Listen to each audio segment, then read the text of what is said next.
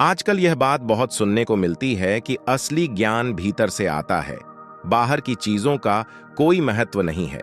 अक्सर ऐसा कहा जाता है कि किताबें जैसे गीता या अन्य ग्रंथ केवल खोखले शब्द हैं और असली समझ हमें अपने अंदर झांकने से मिलती है।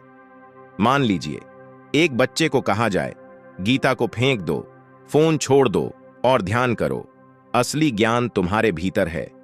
यह सुनने में तो आकर्षक लगता है, लेकिन यह एक अधूरी और भ्रामक सोच है।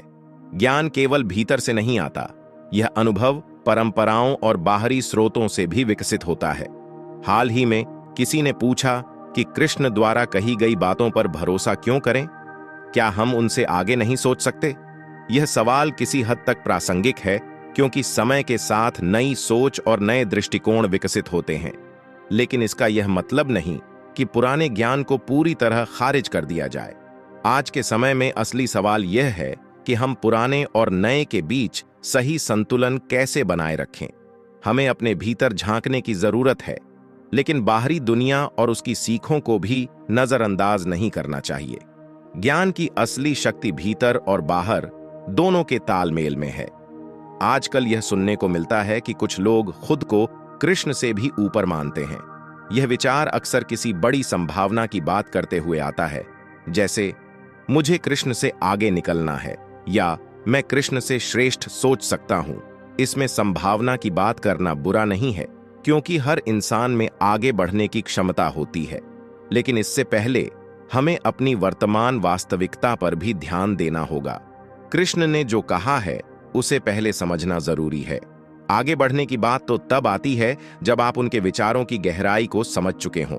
बिना उस समझ के सिर्फ खुद को उनसे ऊपर मान लेना एक भ्रम है। आजकल गीता और अन्य ग्रंथों के प्रति एक अनादर की भावना बढ़ रही है। कई आधुनिक गुरु और पेशेवर आध्यात्मिक व्यापारी इसे बढ़ावा दे रहे हैं। इनका उद्देश्य सिर्फ अपने अनुयायियों को भ्रमित करना और अपने स्वार्थ की पूर्ति करना है। गीता, कृष्ण या अन्य शास्त्रों की सही समझ जब तक आपके पास नहीं है, तब तक इन गुरुजनों की दुकानें चलती रहेंगी। यह स्थिति इसलिए और भी खतरनाक हो जाती है क्योंकि यह केवल व्यक्तिगत भ्रम तक सीमित नहीं रहती, बल्कि धर्म और परंपरा को भी कमजोर करती है। इन फर्जी गुरुओं का मकसद केवल अपने जीवन का सुख भोगना है। वे आपको भ्रमित करेंगे, अपनी दुकानदारी चलाएंगे और अंत में हंसते हुए कहेंगे, आज फिर लोगों को बेवकूफ बना दिया।